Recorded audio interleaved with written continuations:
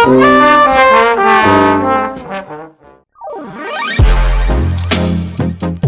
कि ये क्या हो गया, कैसे हुआ? क्योंकि इस तरह की क्रिकेट तो इंग्लैंड खेला करता था, जिसको न्यूजीलैंड ने सेम रेप्लिकेट कर दिया उसके सामने। इस तरह से वर्ल्ड कप का टेम्पलेट सेट किया गया है फर्स्ट मैच में ही, कि मजा आ गया देख के। बहुत लोग ऐसे हैं जो न्यूजीलैंड को स्टार्टिंग से ही राइट ऑफ कर रहे थे कि भाई इसके पास जो है सो बड़े प्लेयर्स इनके इंजर्ड हैं, like Kane Williamson, team Saudi, ये वगैरह नहीं खेल रहे हैं, अभी स्क्वाड का हिस्सा नहीं है। अभी आज टॉस से पहले लॉकी फर्गसन भी इंजर्ड हो जाता है, छोटा सा निगल होता है, उसके जगह पे ही सचिन रविंद्र को खिलाया जाता है। ऑलमोस्ट इस मैच के स्टार्टिंग से पहले everyone is saying that England is going to win this match, but New Zealand ने जिस हिसाब से जो टेम्परामेंट दिखाया था, whether it's in practice game जो दोनों के दोनों जीता था, एक बार पाकिस्तान के अगेंस्ट इन्होंने 345 का टारगेट चेज कर दिया था, and against the south Africa they scored around somewhere 322 run, right. तो मतलब इनके जो ऊपर के बैट्समैन थे वो अच्छे क्लिक कर रहे थे उन दोनों मैचेस के अंदर, नीचे से भी आके कुछ लोग थे चिप इन कर रहे थे, लाइक डिफरेंट डिफरेंट मोमेंट्स पे।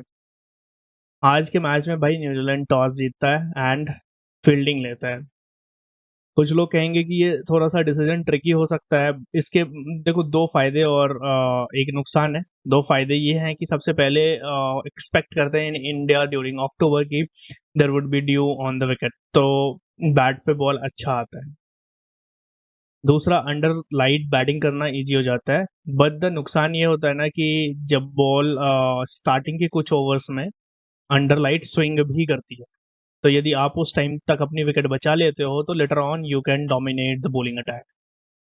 इस प्रोस्पेक्टिव से मतलब न्यूजीलैंड जो है सो अप्रोच किया, एंड इंग्लैंड भाई जिस लेवल के क्रिकेट खेल रहा था, जैसे हम बैस बॉल क्रिकेट की बात करते हैं कि हाँ भाई आओ तोड़ो, ऊपर से नीचे तक की पूरी बैटिंग भर रखी है with the lots of allround capability options के साथ है, तो आप जो है सो एक्सपेक्ट करते हैं इंग्लैंड के साथ की हाँ भाई इंग्लैंड आके मारेगा ही रन, और वो भी तेज गति से रन बनाएगा।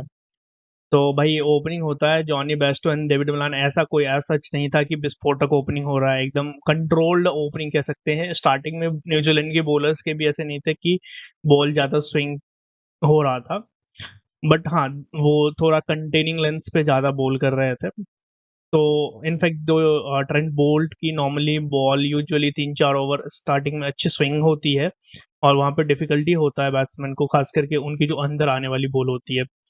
बट इस मैच के अंदर यदि देखोगे तो भाई ट्रेंट बोल्ट भी स्टार्टिंग के ओवर्स में बस थोड़ा टाइट लाइन पे ही बॉलिंग कर रहा था, ऐसा फ्रीबीज नहीं दे रहा था, रन स्कोर करना इजी नहीं था। उस तरह से कंटेनिंग बॉलिंग कह सकते हैं एक तरह से बोल्ट ने करा था, क्योंकि विकेट में उतनी ज्यादा हेल्प नहीं थी। उसके बाद भाई बहुत तगड़ा मूव होता है इसका, न्यूजीलैंड के कैप्टन टॉम लैथम का, कि वो 7 ओवर के बाद ही स्पिन अटैक को इंट्रोड्यूस कर देता है। उसे दिख जाता है कि हाँ भाई विकेट में पेसर्स के लिए हिट द डेक यदि बॉलिंग हो रहा है, मतलब लाइक गुड लेंथ एरियाज में हो रही है, या लाइक बाउंसर्स वगैरह, स्लो बाउंसर्स, कटर्स, इन सब का यूज हो रहा है, तो definitely there is some help for the pacers, और अदरवाइज यदि आप आगे जाओगे बॉल कराने तो आप पिटोगे। तो भाई ऐसी सिचुएशन होता है कि लाइक स्टार्टिंग में आप स्पिनर को इंट्रोड्यूस नहीं करते हो, यूजुअली नॉर्मली टीम 10 ओवर के बाद करती है, बट ये 3 ओवर पहले ले आता है, एंड भाई ट्रेंट बोल्ट ने क्या बॉलिंग करा है। तो एक एक करके सबके ऊपर बात करेंगे आज के इस वीडियो के अंदर। तो सबसे पहले भाई जॉनी बेस्टो एंड डेविड मिलान। भाई पहला विकेट जो गिरता है वो डेविड मिलान का गिरता है 7.4 ओवर में, और भाई हेनरी इसको बोल्ड मार देता है। सही चल रहा था, लाइक डेविड मलान ट्राई कर रहा था कि विकेट के ऊपर टिके, कंसोलिडेट करे, and then after that he take on the bowlers, और यूजुअली अपोजिट अप्रोच होता से बैटिंग कर रहा था जैसे इंग्लैंड करता है नॉर्मली। नॉर्मली इंग्लैंड एक्सपेक्ट करता है कि 10 ओवर के अंदर 70-80 बोर्ड पे लगा दे, बट आज के इस मैच में ऐसा कुछ नहीं देखने को मिला। 7.4 ओवर में इनफैक्ट इनके 40 रन ही थे, और एक विकेट डेविड मलान के गिरते। आफ्टर दैट जॉनी बेस्टो थोड़ा सा टेक ऑन करने की कोशिश करता है, he hit around 4 boundaries and 1 sixes, in 35 ball 33 run बनाते हैं। स्टार्टिंग में बेस्टो भी उतना तेज नहीं रन बना रहा था, लेटर ऑन जो थोड़ा पावर प्ले के लास्ट ओवर्स होते हैं उसमें थोड़ा वो अटैक करने की ट्राई करता है, बट मिचेल सेंटनर का भाई कॉटन बोल्ड हो जाता है। सॉरी, डेरिल मिचेल कैच लेता है एंड सेंटनर जो सो बोल्ड करता है। आफ्टर दैट भाई जो रूट और हैरी ब्रूक, ये पार्टनरशिप बहुत इंग्लैंड के लिए इंपॉर्टेंट था कि लाइक आप जो है सो अटैक के साथ साथ इस पार्टनरशिप में ये भी देखना था कि आप एक लंबा पार्टनरशिप बनाओ ताकि नीचे आने वाले batsman like Moeen Ali, Buttler, Livingstone, इन सब के लिए एक अच्छा प्लेटफॉर्म तैयार हो कि ये लास्ट के 15 या 20 ओवर के अंदर बहुत तगड़ा फिनिश दें।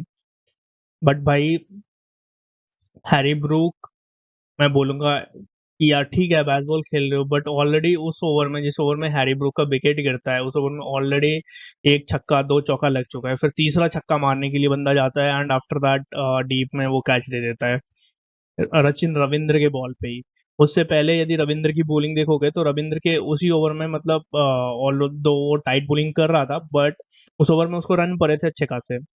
ऑलरेडी आप जो है 14 रन मार चुके हो, then after that again you try to hit the boundaries. थोड़ा ज्यादा रिस्क कह सकता हूँ ब्रूक के साइड से, बट यही इंग्लैंड का खेलने का स्टाइल है। तो वहां पे डीप में कैच आउट हो जाता है। इस टाइम तक ऐसा लग रहा था कि इंग्लैंड, क्योंकि इंग्लैंड जो खेलती है ना उस हिसाब से उसको विकेट गिरे फर्क नहीं पड़ता, आने वाला बैट्समैन आएगा वो 23 रन बनाने की ट्राई करेगा, राइट। तो उस लिहाज से यदि देखोगे तो 94 फॉर 3 था 16.6 ओवर में। इससे पहले जितने भी ओवर्स थे अराउंड 16 ओवर से पहले के, उसमें मतलब 17th ओवर डाल रहा था ये सचिन रविंद्र जिसमें ब्रूक की विकेट मिलती है। उससे पहले ये लोग अराउंड 5 रन के अराउंड के आसपास की रन रेट मेंटेन कर रहा था, बट इस ओवर में वो लोग 6 रन पर ओवर के अराउंड के आ गए थे, ऑलमोस्ट नियर अबाउट थे। बट ब्रूक का थोड़ा एक्स्ट्रा चांस की वजह से वहां पे एक विकेट मिल जाता है न्यूजीलैंड को, क्योंकि इन दोनों की पार्टनरशिप देखोगे रूट और ब्रूक की बहुत ठीक ठाक चल रही थी। बट उसके बाद फिर अगेन मोइन अली को फिर ऊपर भेजा जाता है। नॉर्मली मोइन अली ऐसे ही 5 नंबर पे बैटिंग करने आता है इंग्लैंड के ओडिया साइड में। तो वैसे इनका बैटिंग ऑर्डर काफी फ्लोटिंग रहता है, कोई भी ऊपर आके चिप इन कर जाता है बेस्ड ऑन द सिचुएशन की क्या डिमांड कर रहा है। भाई मोइन अली के पास चांस था, बट थोड़ा बहुत ही धीमा खेलता है, रीजन बीइंग कि वहां साइड से जो है सो दोनों साइड से स्पिन अटैक चल रहा था उस टाइम पे। रविंद्र एंड क्या कहते हैं दूसरा बॉलर था इनका, रविंद्र, बाद में गैनन फिलिप्स को भी ले आया था, रविंद्र, फिलिप और सेंटनर, इन तीनों की मतलब रोटेशन चल रही थी उस टाइम पे, जिस टाइम पे मोइन अली का विकेट गिरता है। एंड मोइन अली जो है सो भाई चौथी विकेट गिर जाती है इंग्लैंड की 118 पे, and over is 21.2। England expect नहीं करता नॉर्मली 21 ओवर में 118 रन, पहले तो बोर्ड पे हो, ऊपर से आप 4 विकेट भी गवा दियो। सो ना तो ये एक तरह का अटैकिंग बैटिंग था, ना ये एक तरह का कंसोलिडेशन था, क्योंकि यदि कंसोलिडेट करके आराम से खेलते हो as per the merit of the ball और ज्यादा रिस्क नहीं लेते हो तो आप 4 विकेट 21 ओवर तक नहीं लूज करना चाहोगे। रीजन बीइंग कि अभी more than 50% of the overs ball किए जाने हैं, तो उसमें आप कैपिटलाइज उतना उस लेवल का नहीं कर पाओगे। बट नेवरदलेस मोइन अली का जो सो विकेट गिर जाता है and after that Jos Jos Buttler आता है। एक अच्छी पार्टनरशिप लग रही होती है बटलर एंड रूट के बीच में। अगेन रूट जो है सो नॉर्मली अराउंड 85 87 90 के अराउंड के स्ट्राइक रेट से बैटिंग कर रहा होता है, ना कोई ज्यादा चांस तो ऑब्वियसली लेता है थोड़ा बहुत रिवर्स स्वीप के फॉर्म में, बट वो उसका उस स्वीप शॉट्स पे थोड़ा मास्टर्स है। खैर बोल्ड भी हो जाता है रिवर्स स्वीप खेलते हुए। तो उस लिहाज से यदि देखोगे तो हाँ मतलब ज्यादा अटैकिंग बैटिंग नहीं कर रहा था, स्ट्राइक रोटेट कर रहा था, बीच में बाउंड्रीज हिट करने को देख रहा था रूट। बट बटलर के साइड से थोड़ी सी अटैक, स्टार्टिंग में धीमा था बटलर, बट लेटर ऑन थोड़ा सा अटैक करने लग गया था बटलर। एक टाइम पे लग रहा था कि ये जो पार्टनरशिप है ना, ये मतलब इंग्लैंड को, यदि ये पार्टनरशिप 7-8 ओवर और चल गया ना तो इंग्लैंड आराम से 350 के अराउंड का टारगेट सेट कर सकता है न्यूजीलैंड के अगेंस्ट। बट वहीं पे ये विकेट बहुत क्रूशियल होती है और एक बहुत तगड़ा बॉलिंग चेंज आता है इंग्लैंड के साइड से। रीजन बीइंग कि मैट हेनरी को वो वापस से अटैक पे लाते हैं, और मैट हेनरी जो है जो भाई ऑलरेडी 6 ओवर बॉलिंग कर चुका था, और ओवर जो इसमें वापस लाया जाता है ये 34th ओवर होता है। तो इसमें पॉसिबिलिटी ये होती है कि भाई यदि आप यहाँ पे इसको 2 ओवर और करा देते हो तो डेथ में कौन बॉलिंग करेगा, क्योंकि आपके पास पेस अटैक में ज्यादा ऑप्शंस नहीं है आज के दिन। आप या तो जेमिनिशम के साथ जा सकते हो, या मतलब नॉर्मली प्रेफर नहीं करोगे कि जिमी नेशम जो है सो लास्ट के ओवर्स में बॉल डाले। तो दो ही ऑप्शंस होते हैं, ट्रेंट बोल्ट एंड हेनरी। और यदि हेनरी की ओवर से यदि पहले 8-9 ओवर करा दोगे तो एक ही 2 ओवर बचेगा लास्ट के 10 ओवर में, तो वहां पे एक हैवी रन फ्लो देखने को मिल सकता है। बट वहां पे जो है सो भाई बटलर कॉट बिहाइंड हो जाता है हेनरी की बॉल पे। ये विकेट बहुत मतलब इस मैच को मेक एंड ब्रेक की सिचुएशन में इंग्लैंड के लिए खड़ा करने वाला ये विकेट था।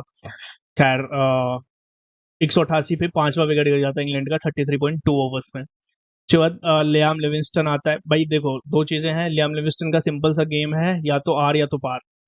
तो वो भाई लप्पाबाजी करने को देखता है, मतलब लप्पाबाजी नहीं बोलूंगा, आगे बढ़ बढ़ के मारने की ट्राई करता है। बहुत हाई रिस्क गेम है, तो इसकी पूरी टूर्नामेंट कह लो या मतलब मैच में चलने की पॉसिबिलिटीज उतनी नहीं होती है जितना कि लाइक अदर प्लेयर्स की होती है, क्योंकि इसका बाकियों का जो यदि अटैकिंग भी है तो भाई थोड़ा सा सेंसिबल अटैक करता है। हाँ बॉल को मतलब बॉल आने के बाद या उस तरह से सोचता है, फिर अकॉर्डिंगली रिएक्ट करता है। बट लिविंगस्टन का ऐसा ही है, पहले ही वो माइंड मेकअप कर रहा है कि आगे बढ़ के आज 6 मारना है तो मारना है। तो वैसे भी इसके ऊपर उतना ज्यादा मेरे को ट्रस्ट भी नहीं था लिविंगस्टन के ऊपर कि भाई ये आके कुछ नीचे से, लिविंगस्टन के लिए 10 ओवर से ज्यादा का गेम मत छोड़ो, यदि छोड़ रहे हो तो फिर ज्यादा दिक्कत है।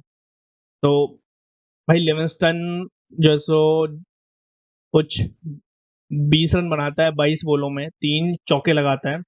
एंड इसका विकेट गिर जाता है भाई 221 पे। इंग्लैंड अपना छठा विकेट गवा देता है और ओवर था 38.5।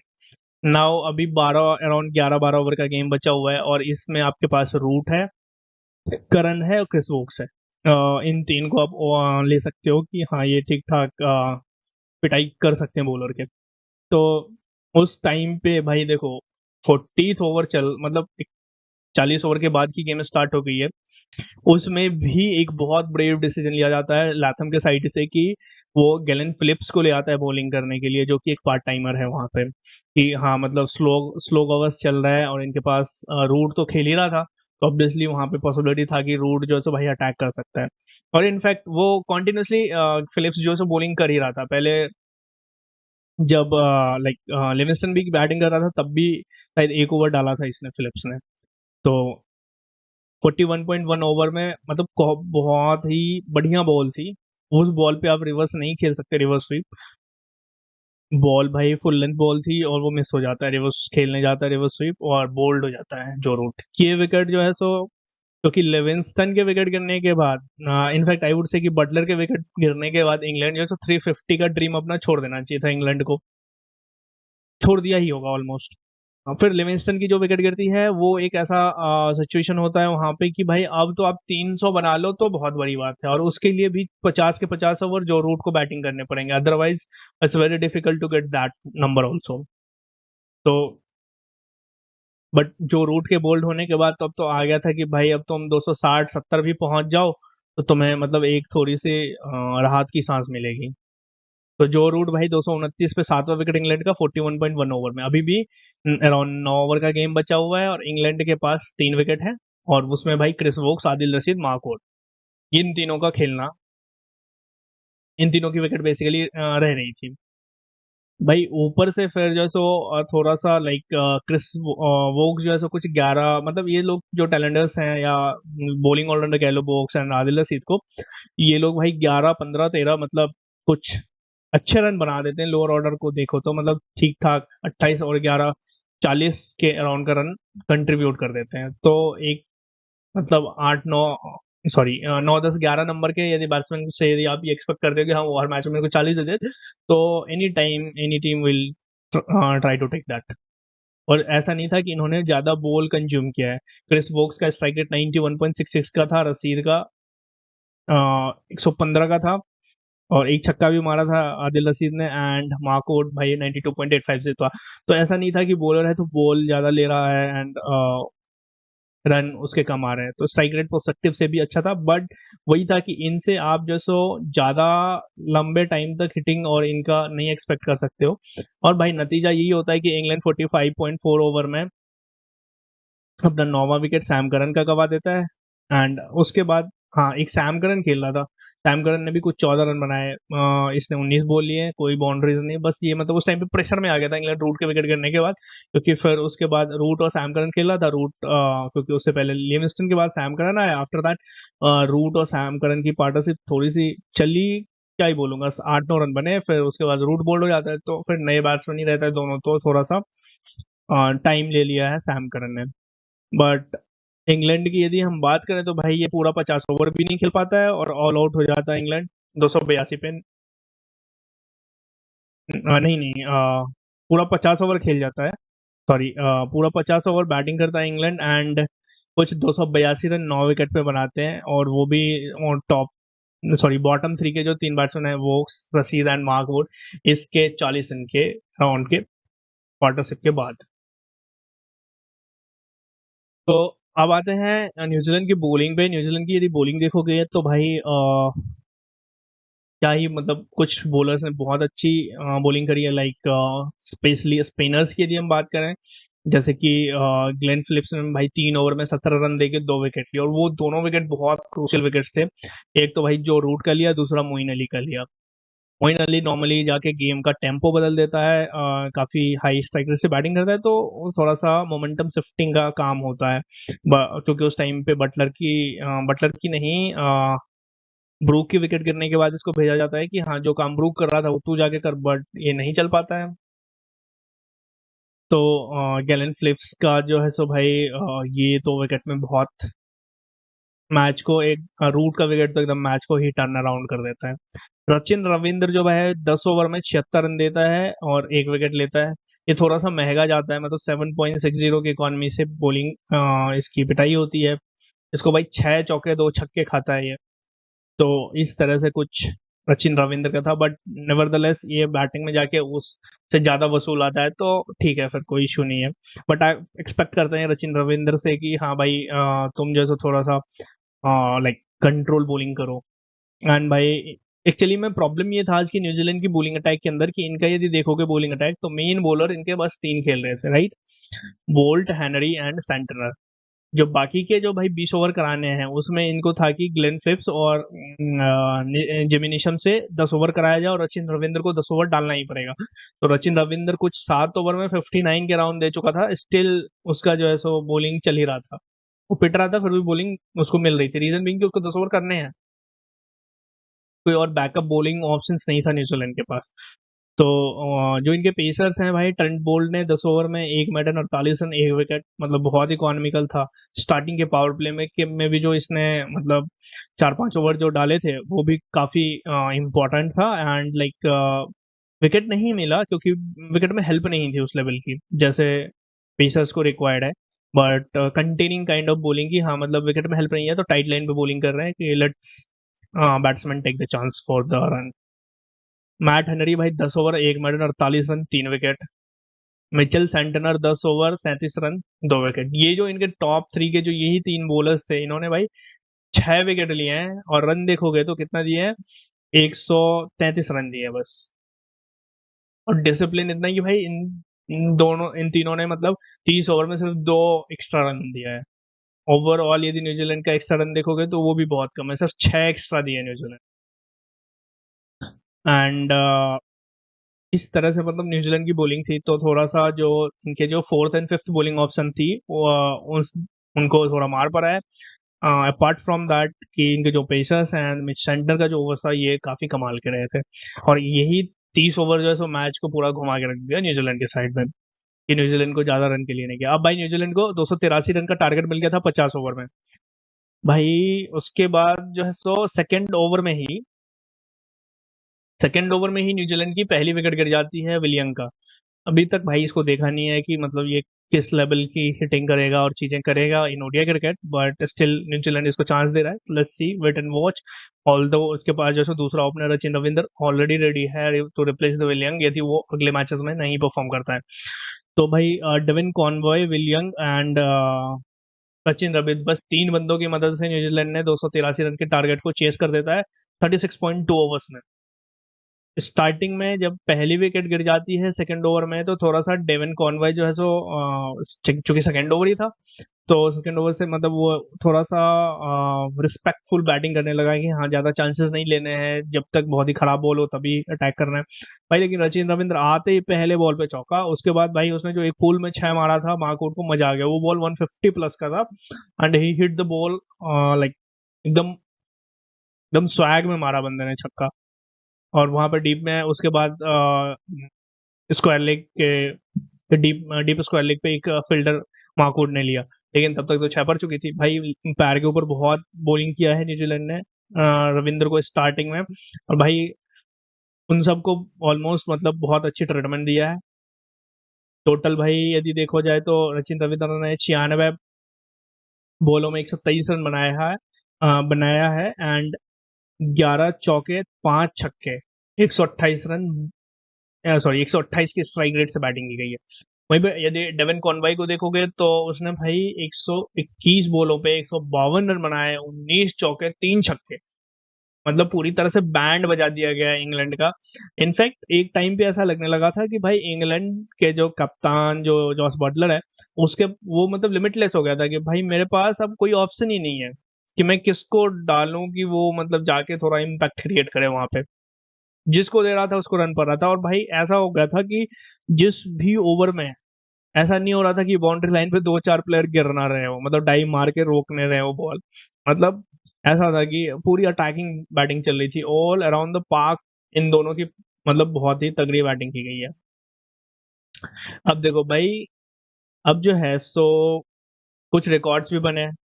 सबसे highest partnership in the world cup from the New Zealand side वो इन दोनों का ही रहा है, क्योंकि भाई जो पहला विकेट था वो इनका 10 पे गिर गया था।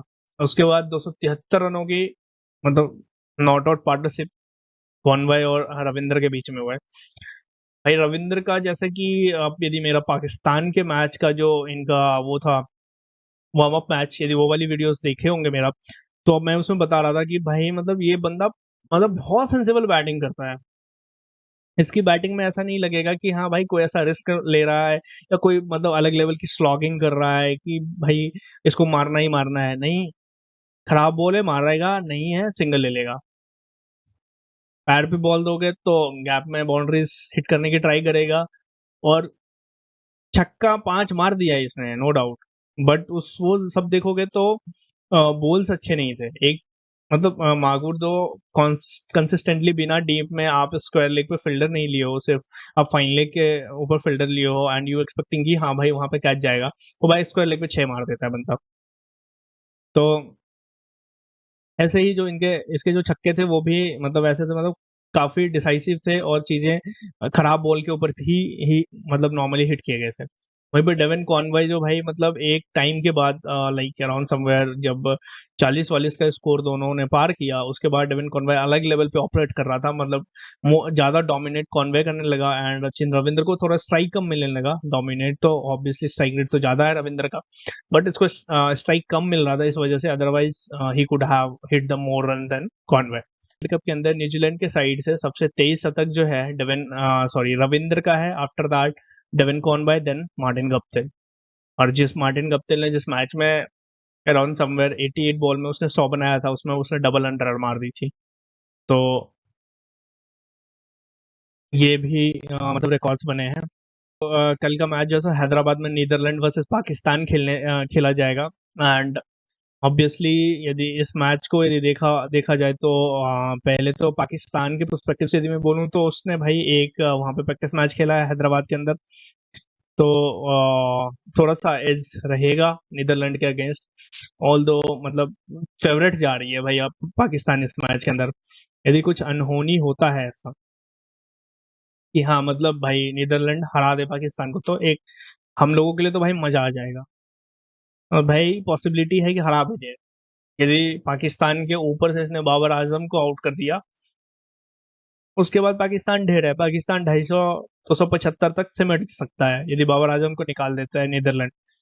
यदि पहले बैटिंग करता है पाकिस्तान एंड फिर नीदरलैंड के पास कैपेबिलिटी है कि वो चेस भी कर दे, बट बशर्ते कि स्टार्टिंग में उसके जो पेस बॉलर्स हैं पाकिस्तान के उसको विकेट ना दे, उसके बाद मतलब इजीली ये लोग गेम निकाल सकता है। तो यदि ये ऐसे 2 चीज़ें होते हैं पहले पाकिस्तान बैटिंग करते हुए, तो चांसेस है नीदरलैंड का, but although Pakistan is favourite in this game and यदि नीदरलैंड भाई पहले बैटिंग करता है तो भाई कम से कम 300 रन तो टाँगना पड़ेगा बोर्ड पे, अदरवाइज़ मुश्किल है। क्योंकि ये वर्ल्ड कप के क्वालिफायर्स नहीं है और सामने वेस्ट इंडीज़ नहीं है, पाकिस्तान है, तो क्योंकि इसकी बॉलिंग तो भाई वेस्ट इंडीज़ से बढ़िया है कुछ भी को।